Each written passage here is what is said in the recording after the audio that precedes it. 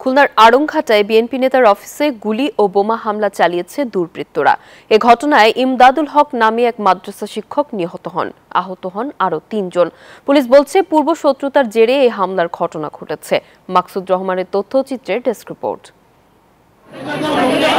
রবিবার রাত ৯টা নগরীর আড়ংঘাটার কুয়েট রোড এলাকায় বিএনপি নেতা মামুন শেখ স্থানীয় নেতাকর্মীদের নিয়ে তার অফিসে বসেছিলেন। এ সময় সাবেক শিক্ষক ইমদাদুল হক সহ কয়েকজন মাহফিলের সহযোগিতার জন্য মামুন শেখের কাছে যায়। এই মুহূর্তে আমরা রয়েছি কিন্তু তবে হঠাৎ মোটরসাইকেল যোগে সন্ত্রাসীরা এসে তাদের লক্ষ্য করে গুলি ছুটতে থাকে। এমনকি এক পর্যায়ে অফিস লক্ষ্য করে বোমা বিস্ফোরণ ঘটায় তারা।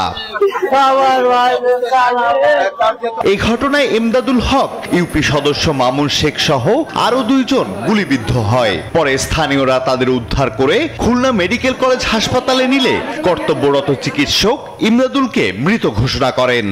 3টে মোটরসাইকেল এসে একটা মারলে ওদের পিছনের দেওয়ালে লাগে ওদের পিঠির সোজা এটা প্রথম ফোটে, তারপরে এলো পাতাড়ি গুলি করে। কিন্তু টেবিলটা ঘটনাস্থলে একটু উঁচু ছিল, ওরা নিচে হলে এই গুলিগুলো ওদের গায়ে বিদ্ধ হয়নি। এদিকে ঘটনার পর বিএনপি নেতারা খোঁজ খবর নিতে হাসপাতালে ছুটে যান। এই হামলার ঘটনায় উদ্বেগ প্রকাশ করেন তারা।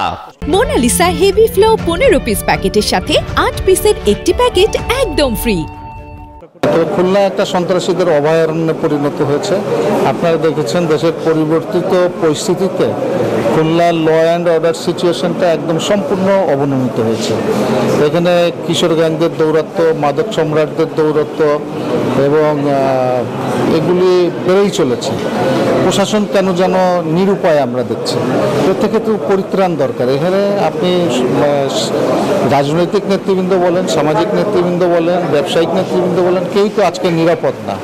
পূর্ব শত্রুতার জেরে এ হামলার ঘটনা ঘটেছে বলে প্রাথমিক ধারণা পুলিশের। জড়িতদের গ্রেফতারে অভিযান শুরু হয়েছে বলেও জানায় পুলিশ।